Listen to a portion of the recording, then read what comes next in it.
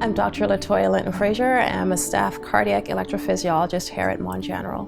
Atrial fibrillation is perhaps the most common abnormal rhythm that we treat. We get a lot of referrals for patients with palpitations, sometimes chest discomfort, shortness of breath, and sometimes the patients won't have any symptoms. The abnormal rhythm can be incidentally found on an EKG. And it's at that time that those patients are referred to us to help get them out of the rhythm. One, to either improve their symptoms, and almost as important is to reduce their risk of having a stroke. So what we typically do is target the mouth of the pulmonary veins so that we can make a scar.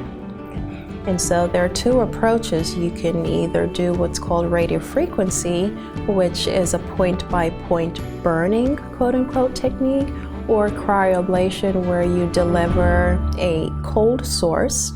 And what that does is it removes heat from the tissue. In essence, you still get a scar formation, but I find that it's more uniform. And so it's sort of like being in New York in winter, and you put your tongue against the lamp post and it gets stuck there. That's exactly what this technique does. It adheres to the tissue, you get a good uniform freeze, and the whole idea is to form enough of a scar such that the impulses from the veins won't affect the top chamber of the heart, the left atrium.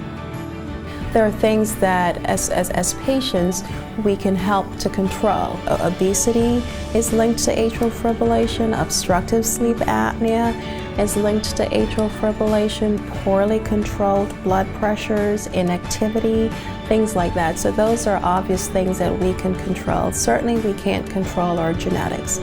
So we already have a mark against us, but the things that we can control, we should.